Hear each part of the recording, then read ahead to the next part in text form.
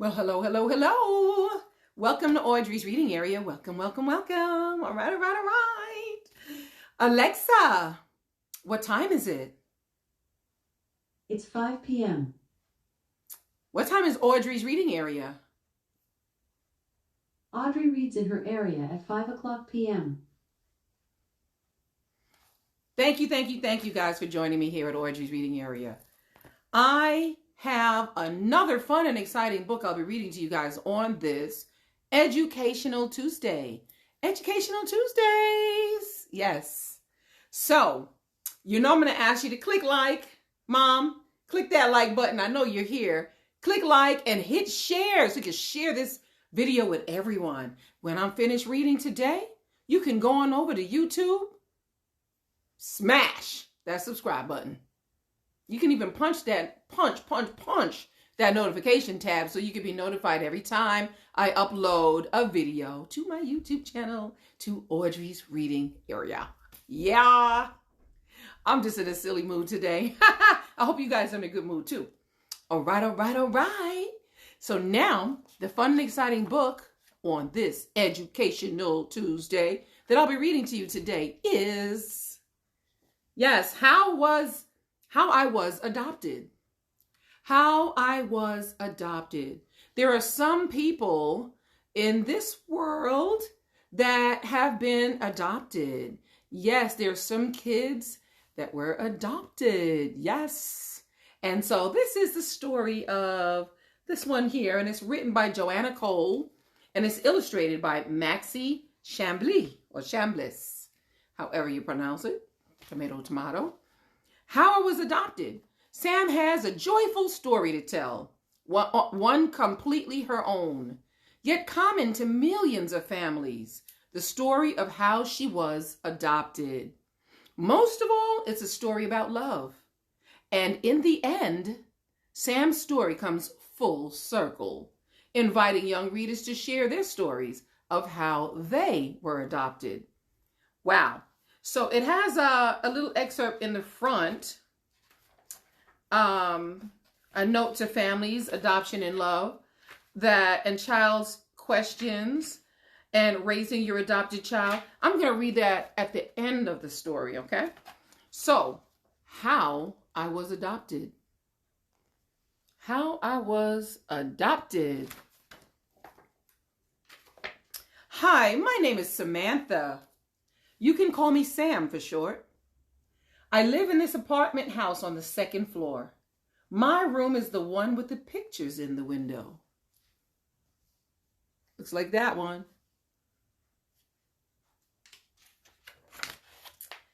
I like books, painting, guinea pigs, and the color red. Can you see what else I like? Yeah, she likes those too. She's got a lot of stuff in her room.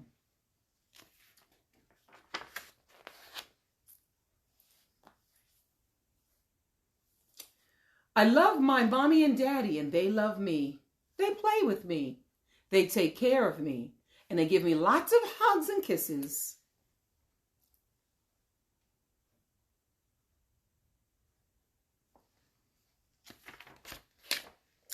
Mommy told me that I was adopted.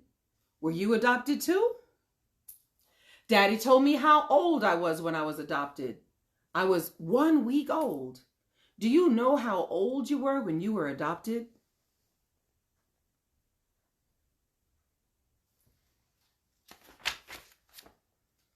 Before I was adopted, I was born. Daddy and Mommy told me how babies are born. They said that every baby grows in a special place inside a woman's body. That place is called her uterus.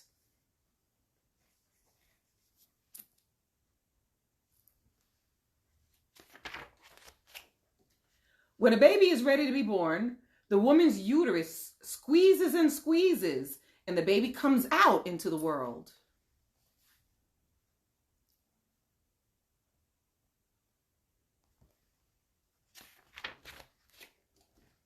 Many children stay with the woman who gave birth to them.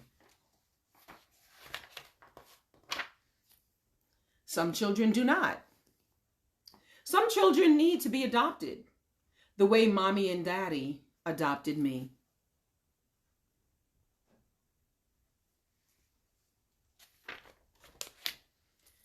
I did not grow inside mommy's uterus. I grew in another woman's uterus. Some special things about me were there when I was born. My blue eyes, my curly hair, the freckle on my knee, and me being a girl.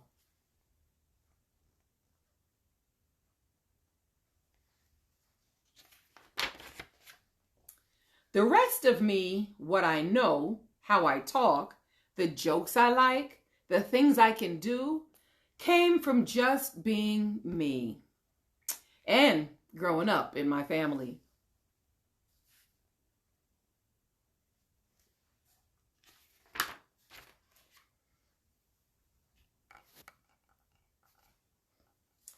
One day I asked Daddy and Mommy how I was adopted. They told me the story.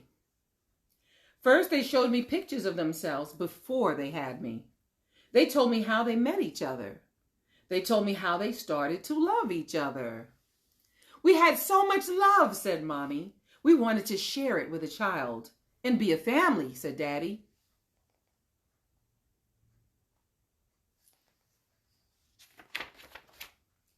Daddy and Mommy wanted to adopt a child, so they asked an adoption counselor to find them one. A long time went by, said Mommy. It was hard to wait, said Daddy.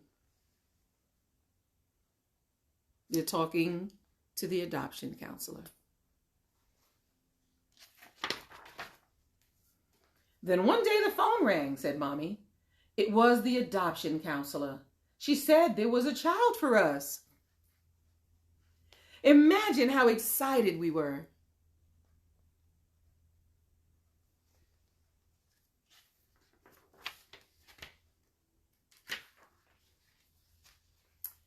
Daddy and Mommy went to meet the counselor. She put a baby in Mommy's arms. Guess who that baby was? It was me, Samantha.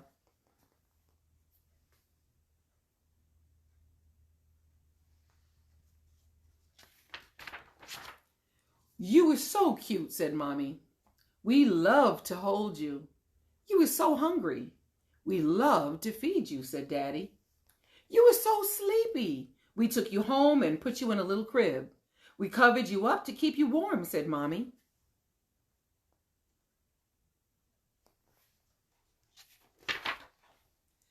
Our friends and relatives came to welcome you, said Daddy. We took lots of pictures of you, said Mommy.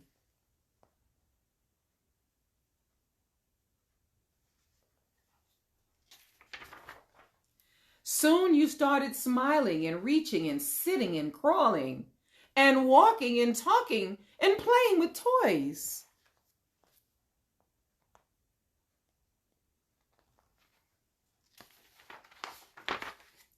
And making friends and looking at books. You gave us lots of hugs and kisses.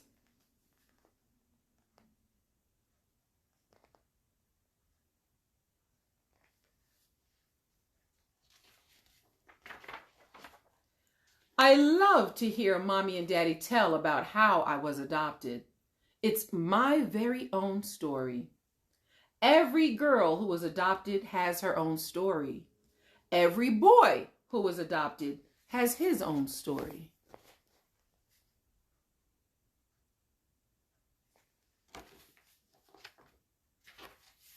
Do you know the story of how you were adopted? The end. Wow. The end. Thank you for listening to that. Now I'm going to read to you a note to families, adoption and love. A note to families in the front of this book. The story in this book is a happy one.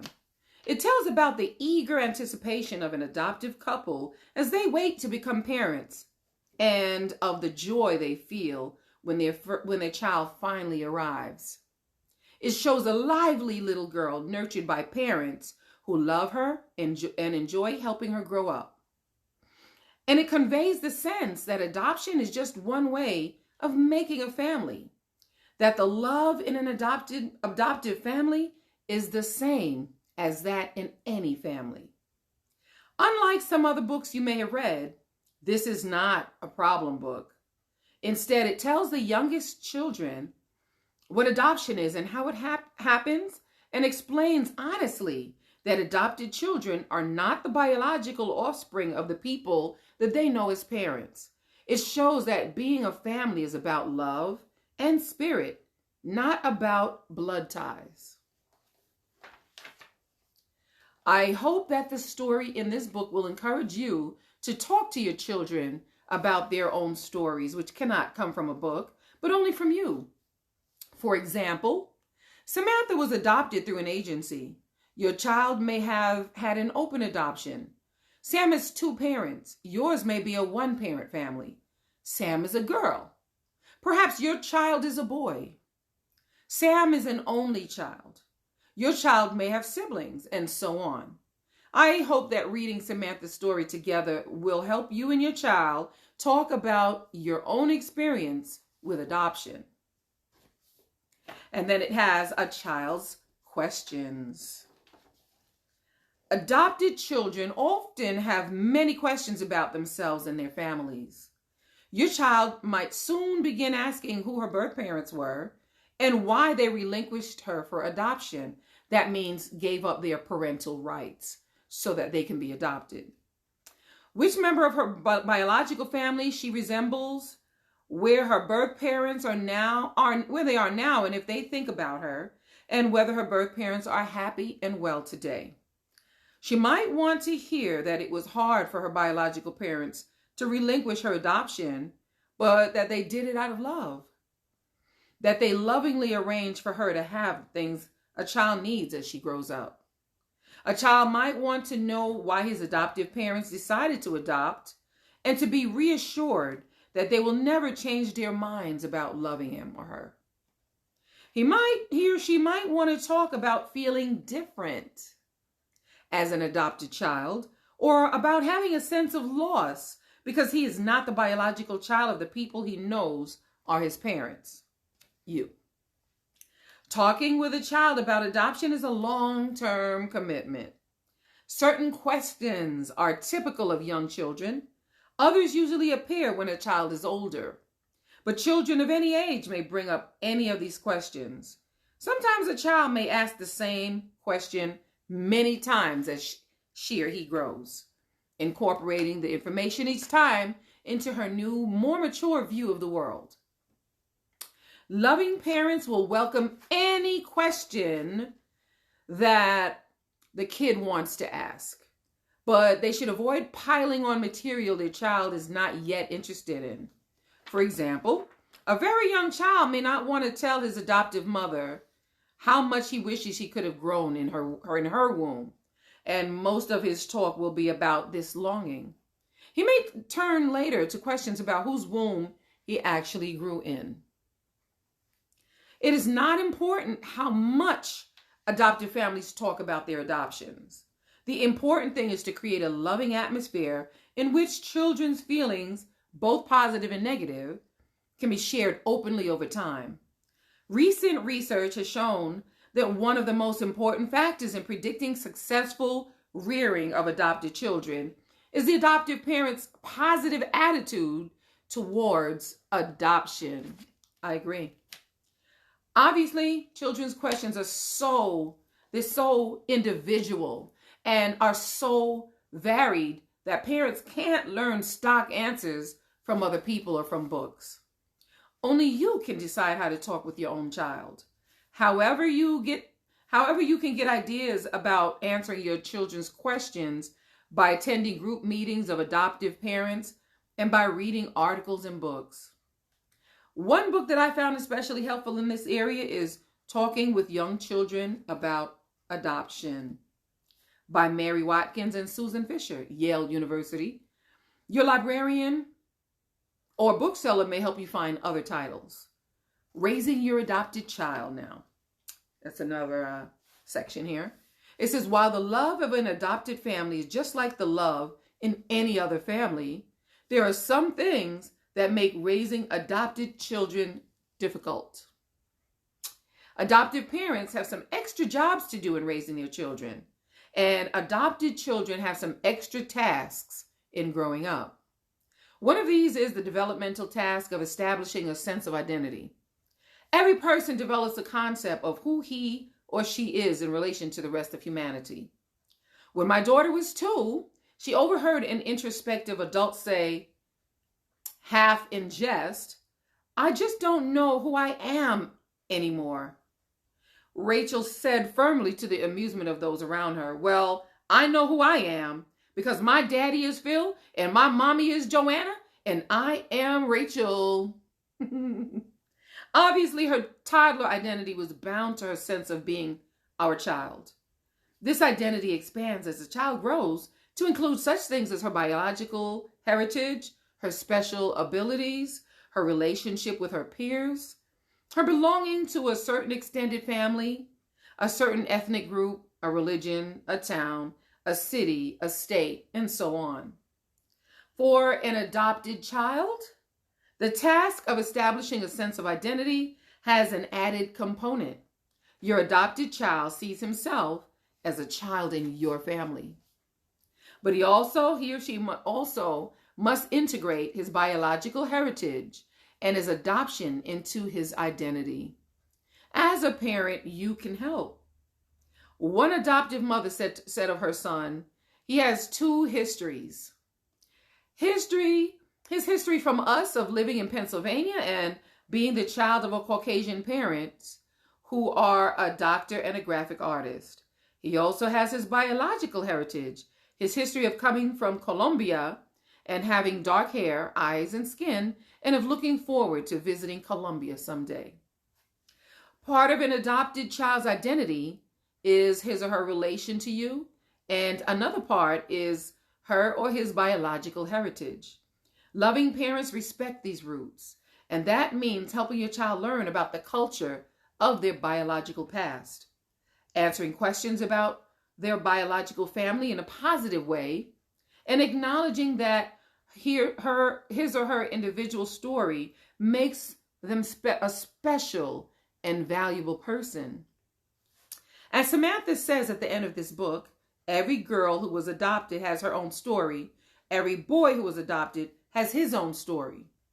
Every child, adopted or not, deserves to learn about adoption, because chances are that everyone will have a friendship with someone someday who either was adopted or is an adoptive parent. And many of today's children may become adoptive parents themselves in the future. I hope Sam's story will be an easy and enjoyable way for children to start finding out about adoption. This was written by Joanna Cole, the author of this book. Wow. The end of that. How I Was Adopted. I just love this book. Thank you guys for being here and listening to me read these fun, exciting, and educational books like this. How I Was Adopted. Wow. I enjoyed reading that. I hope you guys loved it. I hope you guys learned some stuff. And I'm going to do my shout outs now here at Audrey's Reading Area. So, of course, I got to shout out to my mom. Her name is Bev. Thank you mwah, mwah, mwah, for being here every day for me. Andrew, thank you for being here, Andrew. Yes, mwah, mwah, mwah. Thank you. He is my high school friend. Yes.